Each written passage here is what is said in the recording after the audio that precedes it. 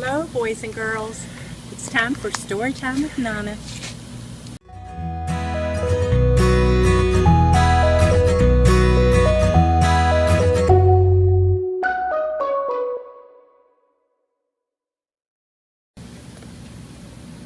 Boy, do Lou and I have a good one for you this week. This week's story is called Miss Nelson is Missing, and it's by Harry Allard and James Marshall.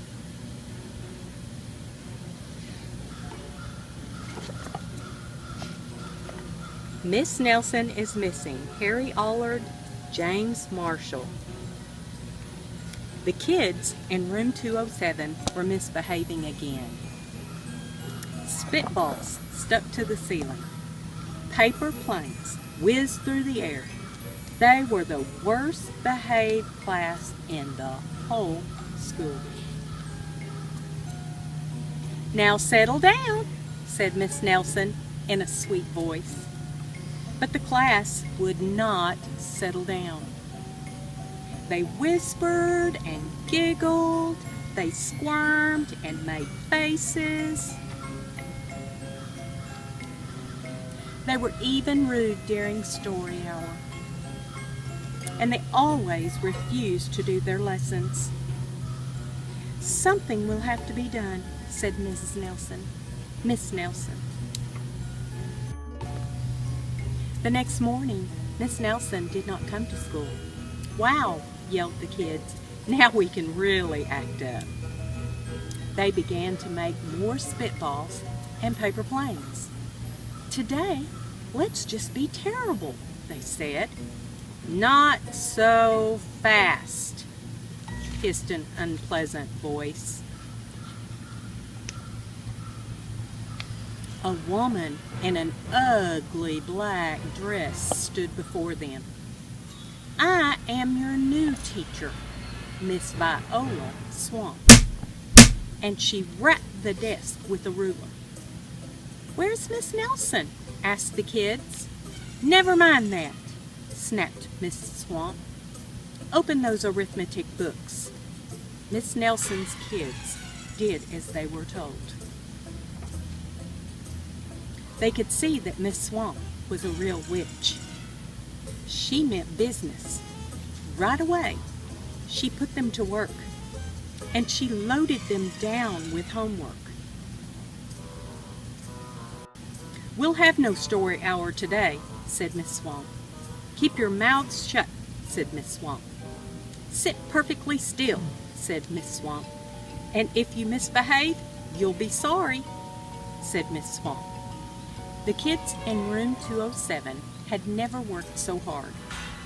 Days went by, and there was no sign of Miss Nelson. The kids missed Miss Nelson. "Maybe we should try to find her," they said. Some of them went to the police. Detective McSmog was assigned to the case. He listened to their story. He scratched his chin. He said, "I think Miss Nelson is missing." Detective McSmog would not be much help. Other kids went to Miss Nelson's house. The shades were tightly drawn, and no one answered the door. In fact, the only person they did see was the wicked Miss Viola Swamp coming up the street. "If she sees us, she'll give us more homework." They got away just in time. "Maybe something terrible happened to Miss Nelson. Maybe she was gobbled up by a shark," said one of the kids, but that didn't seem likely. "Maybe Miss Nelson went to Mars," said another kid, but that didn't seem likely either. "I know," exclaimed one know-it-all. "Maybe Miss Nelson's car was carried off by a swarm of angry butterflies." That was least likely of all. The kids in room 207 became very discouraged. It seemed that Miss Nelson was never coming back, and they would be stuck with Miss Viola Swan forever. They heard footsteps in the hall. "Here comes the witch," they whispered. "Hello, children," someone said in a sweet voice. It was Miss Nelson. "Did you miss me?" she asked. "We certainly did," cried the kids. "Where were you?" "That's my little secret," said Miss Nelson. "How about a story hour?" "Oh, yes," cried the kids.